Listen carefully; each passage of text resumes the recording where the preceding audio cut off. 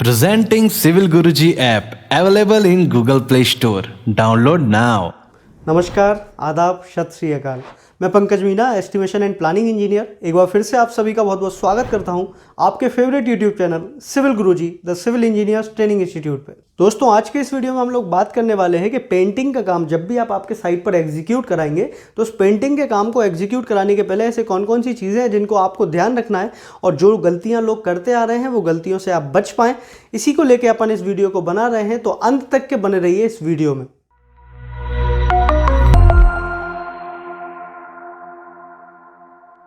Painting के video के checklist में सबसे पहला पार्ट जो हमारा आता है वो है name, date and number of drawing.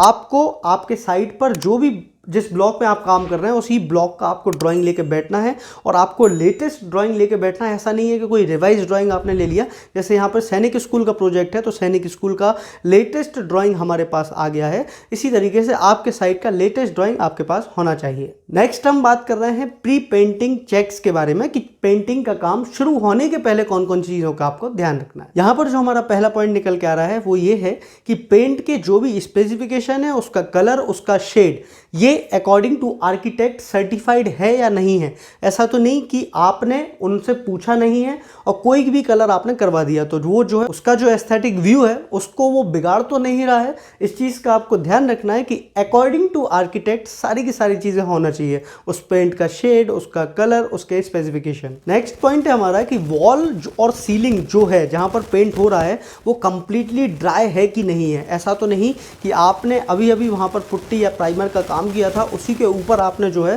Paint का काम स्टार्ट कर दिया है। तो आपको इस चीज़ को ध्यान रखना है कि वहाँ पर जहाँ पेंट हो रहा है, सीलिंग पे, वॉल पे, वो अच्छे से ड्राई होना चाहिए ताकि वो पेंट के इंग्रेडिएंट्स को अपने अंदर एब्जॉर्ब ना कर ले। तो इस चीज़ का आप ध्यान रखें।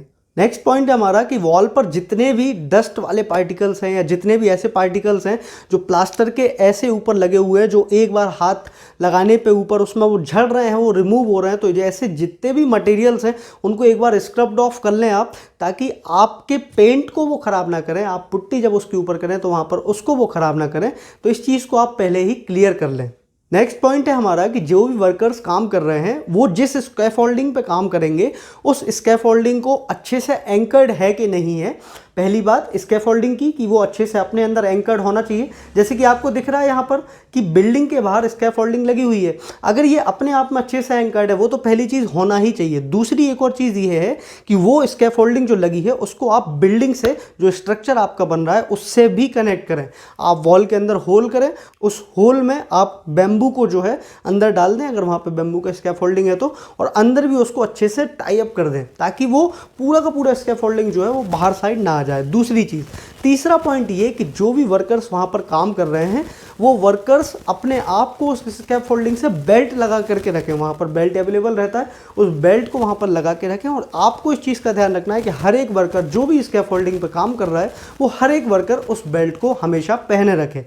नेक्स्ट पॉइंट है हमारा कि ये जो भी टूल्स आपको दिख रहे हैं, लैडर हो गया, बकेट हो गया, रोलर हो गया, आजकल स्प्रेयर भी आ रहा है, स्प्रेयर से आप पेंट करने का काम करते हो, ब्रश होते हैं, तो ये सारे इंस्ट्रूमेंट पेंटिंग के लिए यूज़ में आते हैं। और आपको इस चीज़ का ध्यान रखना है कि ये सारे के सारे जो इंस्ट्रूमेंट हैं ये आपके साइट पर अवेलेबल हो आपके काम को करने के दौरान। नेक्स्ट पॉइंट है हमारा कि पेंटिंग के काम को स्टार्ट करने के पहले आपको आपके ओनर को, आपके क्लाइंट को एक बार साइट पे बुला लेना है और पूरी स्ट्रेटेजी बताना है कि साहब मैं ऐसे ऐसे ऐसे ऐसे काम करने वाला हूँ, क्या आपकी कोई विशेष जो है कोई ऐसी आपकी इच्छा है क्या कि आपके हिसाब से कोई और काम यहाँ पर होना चाहिए। तो वो बोल देगा कि भाई ऐसा कोई भी काम नहीं होना है अगर उसकी कोई विशेष इच्छा नहीं है। तो आपको आपके चेक लिस्ट पर जो आप मेंटेन कर रहे हैं उस पर उनके साइन करवा लेना है कि भाई आपने जो है यहाँ पर विजिट किया था, विजिट करके मेरे को बोला था कि मैं जो काम करवा रहा हूँ उससे आप पूरी तरीके से संतुष्ट है। इसलिए बोल रहा हूं मैं क्योंकि बाद में कई बार क्या होता है साइट पे कि कोई ओनर जो होते हैं वो बोलते हैं कि भाई हमें तो वॉलपेपर लगवाना था, इनने पेंट करवा दिया है, तो वो क्या हो गया, पैसे की बर्बादी होगी वहां पे। तो वो पैसे की बर्बादी ना हो, आपको वहां पर जेब से पैसे ना देना पड़े, तो इसलिए आप पहले ही क्लाइंट की जो भी इच्छाएं हैं उनको सुन लें, समझ लें, उसी के बाद में आगे का काम कंप्लीट करें। ये तो बात हुई थी हमारे कि पेंटिंग के पहले कौन कौन सी चीज़ों को ध्यान रखना है। अब हम बात कर रहे हैं कि पेंटिंग के काम चलने के दौरान आपको कौन कौन सी चीज़ें देखनी है। ऐसा कभी भी नहीं होता है कि हम डायरेक्टली पेंट को अप्लाई कर देते हैं हमारे प्लास्टरिंग सरफेस पे। हम क्या करते हैं, सबसे पहले वहाँ पर पुट्टी करने का काम करते हैं।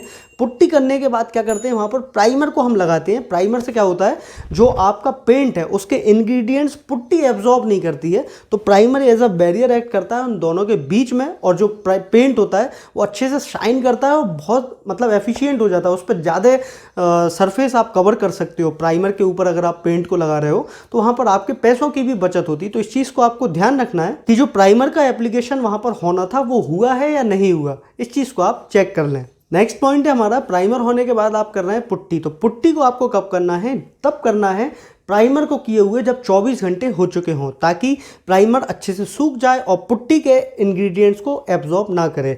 तो वहाँ पर जब 24 घंटे उसको हो जाएंगे तभी आपको पुट्टी का जो पहला लेयर है उसको आपको अप्लाई करना है। कई बार क्या होता है कि पुट्टी के एक लेयर से हमारे साइड पर काम नहीं हो पाता, जो उसकी अंडुलेशंस होते हैं उनको कवर हम नहीं कर पाते हैं। तो क्या होता है, एक लेयर को करने के बाद में हम क्या करते हैं, दूसरा कोट उसका करते हैं पुट्टी का। तो हमें जो दूसरा कोट करना है वो पहले कोट को कंप्लीटली ड्राई जब वो हो जाए उसी के बाद अप्लाई करना है। जब आपका पहला कोट पूरी तरीके से ड्राई हो जाए उसी के बाद में आप दूसरे कोट को अप्लाई करें। इस चीज़ का आपको ध्यान रखना है आपके साइड के ऊपर। नेक्स्ट पॉइंट है हमारा कि दोनों लेयर्स आप कर चुके हैं पुट्टी के, उसके बाद में अंडुलेशंस कवर हुए हैं कि नहीं हुए। अब इनको कैसे चेक करें, तो इनको आप, बहुत सारे मेथड हैं। एक देसी मेथड मैं आपको बताता हूं जो हमारे साइट पे होता था। आप ट्यूबलाइट को लेके आएँ और ट्यूबलाइट को लाके, जैसे ये जो वॉल है, मेरे पीछे जो वॉल है, इस वॉल के नीचे साइड रख दें ऐसे ऊपर साइड करके, तो वहाँ पर जो भी अंडुलेशंस होंगे वो दिख जाएंगे। और उन अंडुलेशंस को देख के आपका जो मेसन वहाँ पे काम कर रहा है वो वहाँ पर उसको कवर कर देगा, उस पुट्टी को, और उन अंडुलेशंस को कवर करके आप पूरी की पूरी वॉल को स्मूथ बना सकते हैं। नेक्स्ट पॉइंट है हमारा, पुट्टी के हो जाने के बाद में हम सैंडिंग करते हैं। जैसे कि आपको दिख रहा है भाई साहब यहाँ पर सैंडिंग कर रहे हैं। यहाँ पर रेतमाल एक चीज़ होती है जिसको यहाँ पर घिसा जाता है, ताकि जितनी भी रिमूव होने वाली जो पार्टिकल्स हैं वो सारे के सारे नीचे रिमूव हो जाएं और हमारा पेंट का एप्लीकेशन जो है स्टार्ट हो सके। नेक्स्ट पॉइंट है हमारा कि पेंट का जो फर्स्ट लेयर आप लगाएंगे वो आप ब्रश से ना लगाएं, आप रोलर से लगाएं। जैसे कि यहाँ पे दिख रहा है रोलर को यूज़ कर रहे हैं। रोलर से क्या होता है, एकदम इवन फिनिश आती है, वहाँ पे स्मूथ फिनिश आती है, किसी भी तरह की दिक्कत नहीं होती, कोई अंडुलेशंस नहीं दिखते। ब्रश में क्या होता है, वहाँ पर उसके निशान रह जाते हैं। तो आपको इस चीज़ को इंश्योर करना है कि पहली लेयर जो होगी वो आपकी रोलर से ही की जाए वहाँ पर। इसके बाद में जब हम दूसरी लेयर लगाते हैं हमारे पेंट की, तो आपको इस चीज़ को ध्यान रखना है कि पहली लेयर के लगने के 4-6 घंटे के बाद ही आप करें, उसके पहले आप ना करें। नहीं तो क्या होगा कि वो दोनों आपस में जो है अच्छी सी बॉन्डिंग नहीं कर पाएंगे। वहाँ पर उनके जो कैरेक्टरिस्टिक्स हैं वो अकॉर्डिंग टू स्पेसिफिकेशन नहीं रहेंगे अगर आप टाइम को फॉलो नहीं करते। तो आपको ध्यान रखना है कि 4 से 6 घंटे पहले लेयर के होने के बाद में आप ही दूसरी लेयर को वहाँ पर आपके पेंट को अप्लाई करें। ये तो बात हुई थी कि पेंटिंग के दौरान क्या क्या चीज़ें चेक करना है। अब हम बात कर रहे हैं कि पेंटिंग होने के बाद आपको कौन कौन सी चीज़ों को चेक करना है। यहाँ पर जो हमारा पॉइंट निकल के आ रहा है वो यही है कि आपको बैरिकेडिंग लगा के रखना है, साइन बोर्ड्स वहाँ पर लगा देना है। ऐसा ना हो कि आपका पेंटिंग का काम कंप्लीट हुआ और कोई बच्चे ने जाके वहाँ पर जो है अपने हाथ जा करके छाप दिए। तो इस तरह की कोई भी दिक्कत आपके साइट पर ना हो, नहीं तो आपको रीपेंट वहाँ पर करवाना होगा। इस चीज़ का आपको ध्यान रखना है कि आपके यहाँ पर बैरिकेडिंग और साइन बोर्ड्स वगैरह वहाँ पर लगे हों। तो दोस्तों ये थी हमारी वीडियो जिसमें हमने बात की कि आप पेंटिंग के वर्क को एग्जीक्यूट कराने के पहले कौन कौन सी चीज़ों का ध्यान रखना है। मुझे लगता है आपको सारी चीज़ें बहुत अच्छे से समझ में आ गई होंगी। अगर आपको ये वीडियो पसंद आया तो सामने जो लाइक का बटन दिख रहा है उसको प्रेस कर दीजिए, सब्सक्राइब का जो रेड कलर का बटन है उसको भी हिट कर दीजिए और बेल आइकन को भी प्रेस करना ना भूलें, क्योंकि इसी तरह के नॉलेज वाले वीडियोज़ हम आप लोगों के लिए आगे भी लेकर के आते रहेंगे।